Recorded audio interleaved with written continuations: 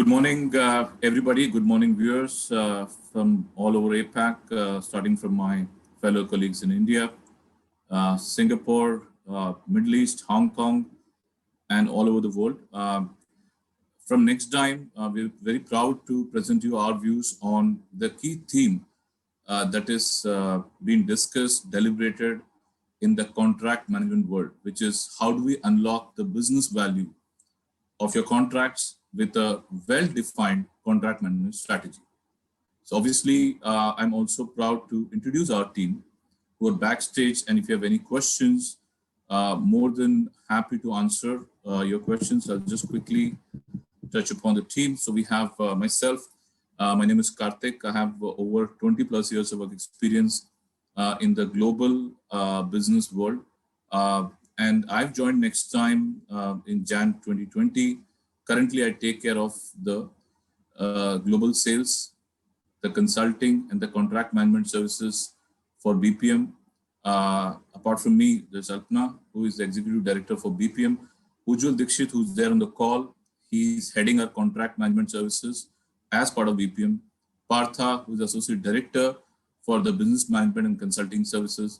And then Rishu, who takes care of the marketing campaign, and there is Viral Tanna. So we have the entire team fleet to answer questions, serve you in whatever capacity we can. So going back to the agenda, today we are going to talk about the ways in which we can unlock the business value of contract management services. So let's set the context, right? What's happening in the post-COVID era? And we are in the COVID era, by the way. In a way, it's phase 1 or phase 2. But what typically is happening is most of the organizations have understood the fact that they need to have their vendors, have their suppliers, and their sourcing team to take care of their non-critical work, which means more and more organizations are tapping on to the external help.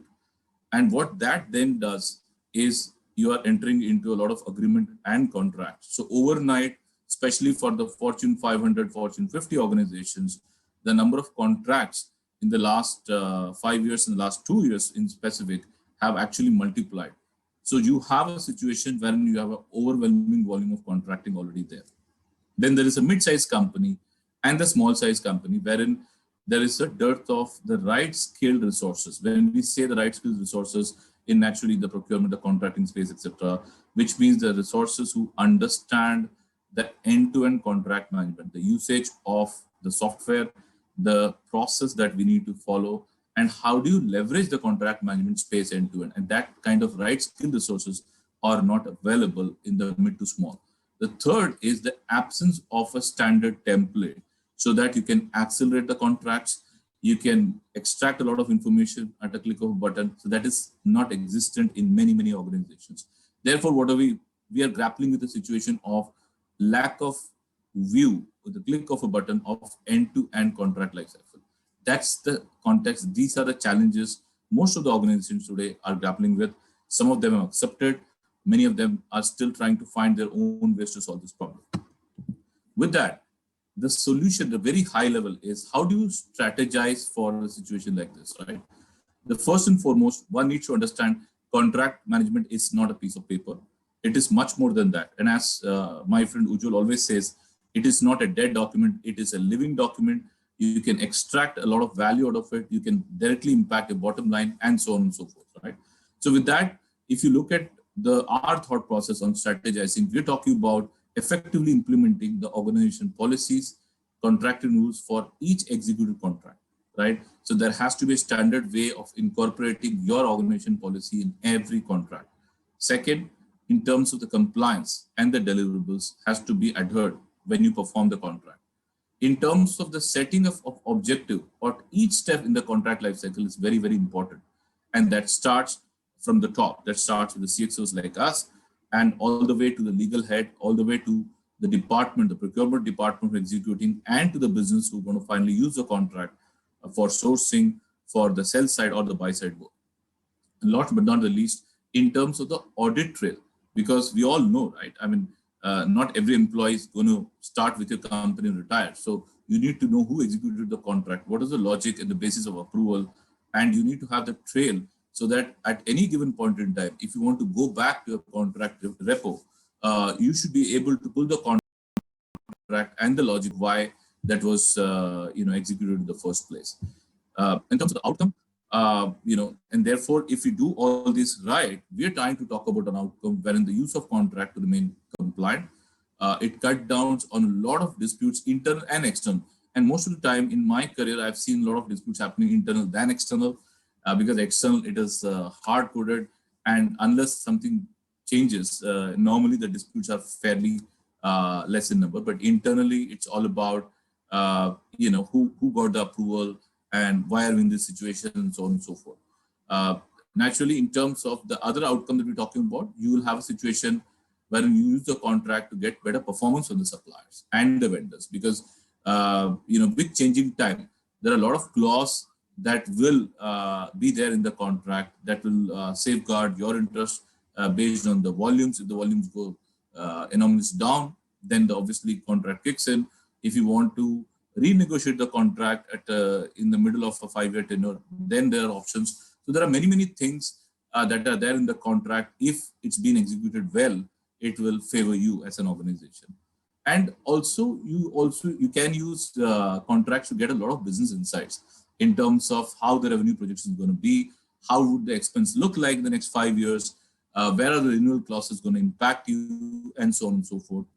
Last but not the least, as an organization, it will allow you, both at the buy side and the sell side, to effectively contribute to your bottom line. So these are the outcomes that you are actually strategizing to get when you effectively do the end-to-end contract management lifecycle. So in terms of the process, as an organization, as Nexdigm, what we are recommending is the contract management process has to be flexible and agile. And both the things are equally important, right? When you talk about flexibility, it's as simple as how fast and how easy for you to adopt to the technology, because technology adoption has always been a challenge. There are always many school of thoughts that comes to mind, that if I adopt technology, will it have an impact on my day-to-day? Will I have to cut down on staff? And what if it doesn't work? Do I have a plan B, etc., etc. So we have to be very flexible and very inclusive when it comes to change management, when it comes to looking at the contract through technology. Now, the one major part that we want to touch upon, the digitization, right? The start of the point is you want to get all your paper contract into paperless, digitized into the system, so that then the contract management end-to-end can be more effectively put in place. The second point, in terms of the usage of the platform itself, right? Which starts with the using the playbook, the negotiation strategy, the cost part of it, the time part of it, and even the entire contract administration. Because in the contract management process, there are two major aspects. One is people or the lawyers and the paralegals who are working on the contract. The others who are managing the volume, the closure, the extraction of the contract from the repository. That is the contract administration part. The contract administrative part is done very well through a CLM platform. And if there is a low complexity contract, if the volume is high, it can also go to a touchless environment. So that's the kind of thing we're talking about as far as the managing end-to-end contract management is concerned. Last but not the least, you need to have an organization collaboration for this to be a success, which means the business side, the legal side, the procurement side, and the sponsors, right, the CXOs. All these four leaders have to come together to make it work, right? Because there's a budget that needs to be allocated for a CLM implementation. Adoption is equally important, because just putting a budget against the technology is not going to help. 100% adoption and then taking advantage of the CLM is where the entire organization have to collaborate, and especially these four department leaders. And therefore, it's very important for the success of the CLM implementation.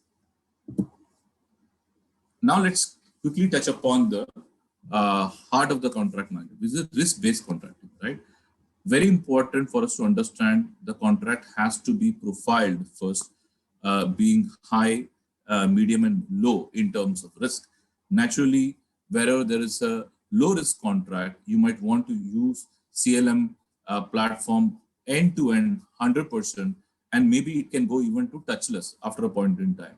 And wherever there is a risk is very high, then you need your best of the lawyers, and you might also seek external consultation and give it that time, give it that focus, give it that attention to ensure that there are no leakages when the contract is executed, and you tick all the boxes. And then there are medium one, right? So the medium one, it's a combination of you using the CLM 100% and the manpower and the intelligent lawyers, right? I think those are the different aspects of risk-based contracting. And when you look at all the things that we've mentioned here, which is how do you strategically place the contract in terms of risk, in terms of contract value, and what about the exposure, right? I mean, sometimes if there is a specific clause that is part of the contract to say exclusivity, right? And everything else in the contract seems fine. That one clause changes the entire direction of the contract in a way that overnight it becomes a high risk because it's an exclusive contract. You cannot get into another sourcer, another vendor, another supplier, another distributor. You cannot do that. So with that, overnight, if you look at that kind of a situation, it becomes from a low risk to a high risk. And how do you resolve the disputes? And what are the performance disruptions? And do you have alternatives? So these are the ways wherein you identify the risk in terms of high, medium, and low. And like I said, with high, put the intelligent manpower, lawyers, and even seek external consultation. But if it is a low one, try and operationalize to such that it should be touchless. So that's about the risk-based contracting. And the reason why it's very important for everybody who's on the call or the video is we need to start classifying our existing contracts into high, medium, low based on the parameters given. With that, let's quickly touch upon the roles and responsibilities of each one of us to make it a success, right? So one thing that's not going to work when managing the end-to-end contract is the silos. So if the business who needs the services, if the procurement who is trying to source the vendor or the distributor, and if the sponsor who's creating the budget, all are not coming on the same platform to take a decision, then it will be very difficult to manage this end-to-end contract, which is where the role of sourcing, the role of procurement, contracting, legal, and finance is very, very important. Similarly, if you provide in terms of every step of the end-to-end contract management, the role-based access in that platform, it is very critical because you don't want a business to have an access of the legal rights and the finance to have an access of business rights. So I think there has to be clear-cut role segregation, and that role segregation has to be incorporated in the CLM platform. And the segregation of roles in terms of per contract life cycle, what are the stages a different department will play a role? That has to be very clearly documented, agreed to avoid ambiguity. Last but not the least, using the right fit resourcing for contracting, which means if it is a high complex, then you need a different kind of skill set. If it is a low complex, then you might also have paralegals helping you out. If you combine all this, we are getting into a situation wherein we are breaking silos, we are avoiding ambiguity, and we can expect a very, very quick turnaround because that's been one common concern or the complaint from a lot of business across the organization that it takes a lot of time for us to get the work done in the contract management environment. So if you're able to get this in order, there is a very high chance of a quick turnaround because speed is also of essence on some of the contracts. Coming to the last definitive portion that we've always been harping on as Nexdigm is how do you optimize the execution of contracts, right? That's very important. So there are two ways wherein we can look at the same. One is the SLA-based contracting, which talks about the timelines, which talks about the end-to-end closure, which talks about the quality of executed contracts and the satisfaction level, right? And you need to have parameters to measure quality because on many, many organizations, even ours, quality is of high essence in whatever we do, right? It's not only about contracting, but whatever things you do, it has to be of the high quality and the satisfaction levels because satisfaction is all about collaboration. Satisfaction is about timeliness. Satisfaction is about the end goal that is achieved with the with full clarity and least stress. And the role of technology and KPI measure. Key performance indicators have to be chalked out, agreed with all the department leaders, and has to be mapped in the CLM technology so that we exactly can measure the time it took, the collaboration effort that it took, the cost that it took, and the leakage that we could avoid it, and so on and so forth. So all this, there is a role that technology can play in measuring and actually at a click of a button telling you against the KPIs, the targets, where are you? today place. So with that, I would say I'm throwing it open to the forum for any questions. So like I said, we have the expert in Ujjwal on the call today. So if you have any questions, you can please drop me a note and Ujjwal will be more than happy to answer. Partha is available for the entire day. Should you have any ideas how to better it, Rishu is also there managing the booth. And obviously, myself, you can reach out to me and you can also reach out to Alpana. So that's it from Nexdigm. I wish you all a safe and happy business times and hope with this session, you'll be able to manage your end-to-end contract better. Thank you all.